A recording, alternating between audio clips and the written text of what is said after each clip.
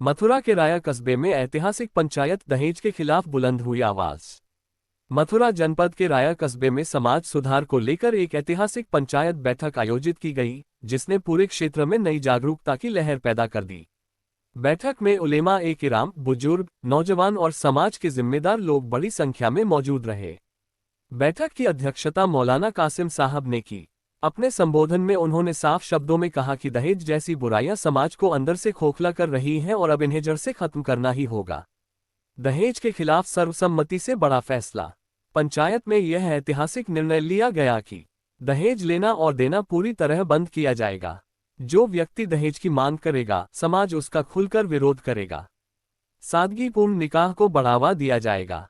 मौलाना कासिम साहब ने कहा, दहेज एक ऐसी लानत है जिसने गरीबों की कमर तोड़ दी है। अगर हम आज नहीं जागेंगे तो आने वाली पीढ़ियां हमें माफ नहीं करेगी।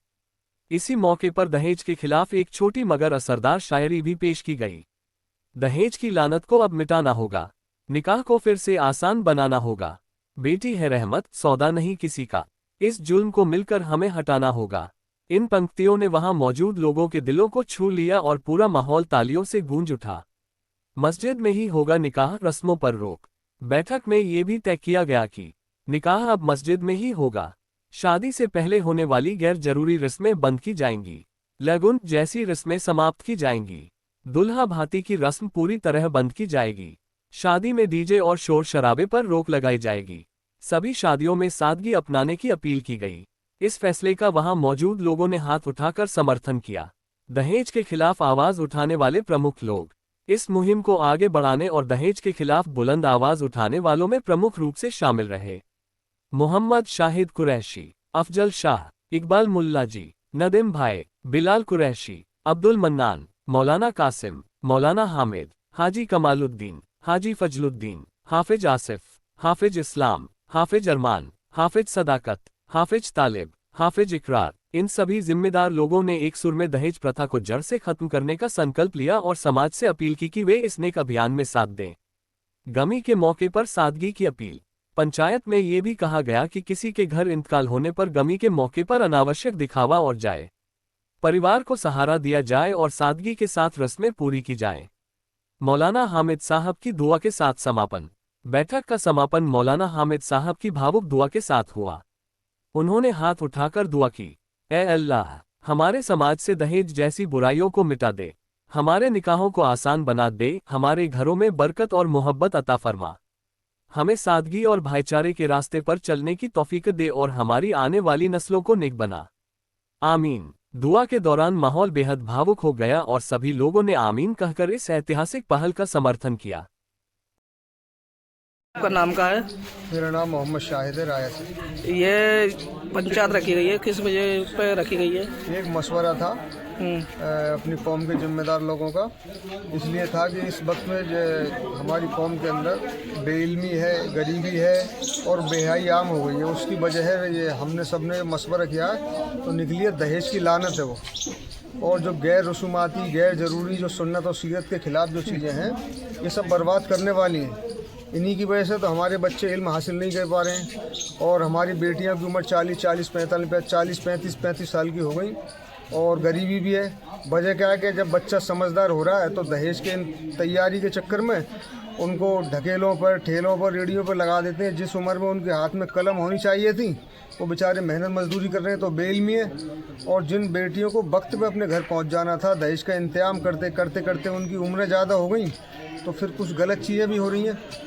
और गरीबी भी इसी वजह से है कि आदमी कर्ज ले रहा है, उल्टे सीधे सारी चीज़ें कर रहा है, उसके कर्जे के नीचे दबा हुआ है।